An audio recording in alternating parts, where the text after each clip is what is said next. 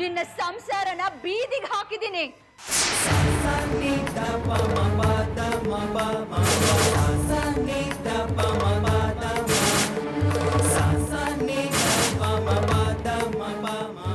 ನೀನು ಯಾವ ಹಾಸ್ಪಿಟಲ್ ಇಂದ ಬಂದ್ಯೋ ಅದೇ ಹಾಸ್ಪಿಟಲ್ ಅಲ್ಲಿ ನಿನ್ನ ಗಂಡ ಜೀವಂತ ಶವವಾಗಿ ಬೀಳೋ ಹಾಗೆ ಮಾಡಿದ್ದೀನಿ.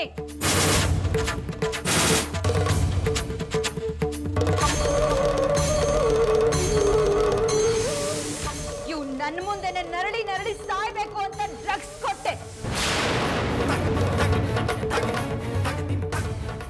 ಅಷ್ಟರಲ್ಲೇ ನೀ ಮತ್ತೆ ಆ ಮಕ್ಕಳು ಇವನು ನಿಲ್ಲಿಂದ ಕರ್ಕೊಂಡು ಹೋಗಿ ಬದುಕಿಸ್ಕೊಂಡ್ಬಿಟ್ರು.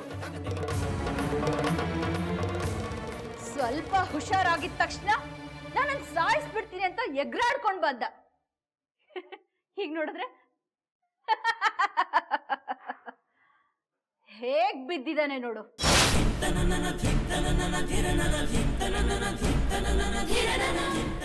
ಯಾಕೆ ಯಾಕೆ ಹೀಗ್ ಮಾಡ್ದೆ? ಸೇಡು ಕಣೆ, ಸೇಡು.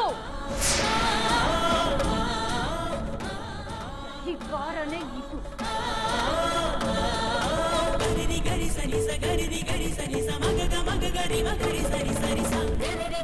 ನಿನ್ನ ನಂಬಿ ನನ್ನ ಸಂಸಾರನ ನಿನಗೆ ಒಪ್ಸೋಗಿದ್ದಕ್ಕೆ ಈ ಗತಿ ತಂದ್ಬಿಟ್ಟಲೆ. ನಂಬಿಕೆ ದ್ರೋಹ ಮಾಡ್ಬಿಟ್ಟೆ. ಇಲ್ಲ, ನಿನ್ನ ಸುಮ್ಮನೆ ಬಿಡಲ್ಲ.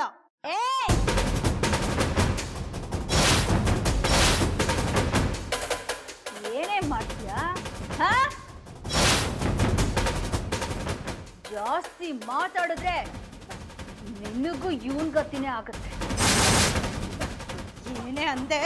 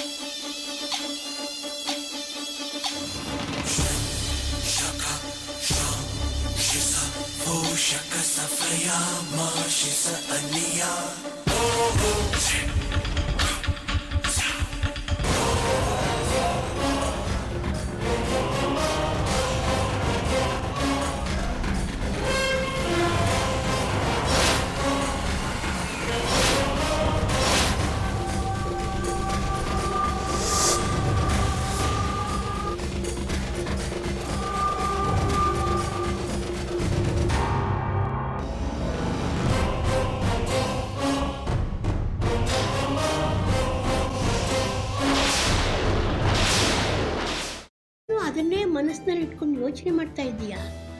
ಮೊದಲು ಅದರಿಂದ ಹೊರಗಡೆ ಬಾ. ನಾನೇನು ಯೋಚನೆ ಮಾಡ್ತಿಲ್ಲ ಅಜ್ಜಿ. ನಿನ್ನ ಚಿಕ್ಕ ಮಗುವಿಂದ ನೋಡ್ತಾ ಇದ್ದೀನಿ. ಯಾವುದಾದ್ರೂ ಯೋಚನೆಯಿಂದ ಹೊರಗಡೆ ಬಂದೆ ಅಂತ ನೀನು ಮಾತು ಹೇಳಿದ್ರು ನಿನ್ನ ಮನಸ್ಸೆಲ್ಲ ಅದರಲ್ಲೇ ಇರುತ್ತೆ. ಅದಿತಿ, ಯಾವುದ್ರ ಬಗ್ಗೆ ಯೋಚನೆ ಮಾಡ್ತಿದ್ಯಾ? ಶ್ರೀಚಕ್ರ ನಮ್ಮ ಕೈವಶವಾದ್ರೆ ಇಡೀ ಜಗತ್ತೇ ನಮ್ಮ ಪಾಳೆ ಪಟ್ಟೆ.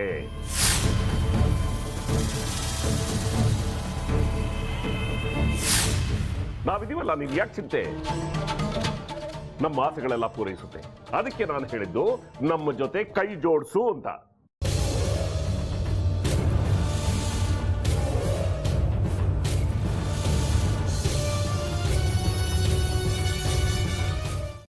ವೆಜ್ ಖಾರ ಬಾತ್ ಮಾಡುವ ವಿಧಾನ: ಒಂದು ಬಾಣಲಿಗೆ ತುಪ್ಪ, ಸಾಸಿವೆ, ಕಡಲೆಬೇಳೆ, ಉದ್ದಿನಬೇಳೆ, ಗೋಡಂಬಿ ಹಾಕಿ ಹುರಿದು ಕರಿಬೇವು, ಬಾಡಿಗೆ ಮೆಣಸಿನಕಾಯಿ, ಕ್ಯಾರೆಟ್, ಬಟಾಣಿ, ಟೊಮ್ಯಾಟೊ, ಕಲ್ಲುಪ್ಪು, ಬೆಲ್ಲ, ಬಿಸಿಬೇಳೆ ಬಾತ್ ಪುಡಿ, ಅರಿಶಿನ, ರವೆಯ 3 ಅಳತೆಯಷ್ಟು ನೀರು ಹಾಕಿ ಚೆನ್ನಾಗಿ ಕುದಿ ಬಂದ ಮೇಲೆ ಹುರಿದ ಬನ್ಸಿ ರವೆ ಹಾಕಿ ಕಲಸಿ.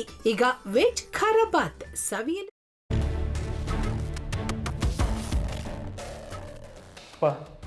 ಇಷ್ಟೋ ತನಕ ಡೆಲಿವರಿ ಆಗಿಲ್ಲ ಅಂದರೆ ಅಕ್ಕಂಗೆ ಏನಾದರೂ ಪ್ರಾಬ್ಲಮ್ ಇರ್ಬೋದಾ? ಆ ಥರ ಏನಾದರೂ ಇದ್ದರೆ ಡಾಕ್ಟ್ರು ಬಂದು ಹೇಳ್ತಿರ್ಲಿಲ್ವ ರವಿ?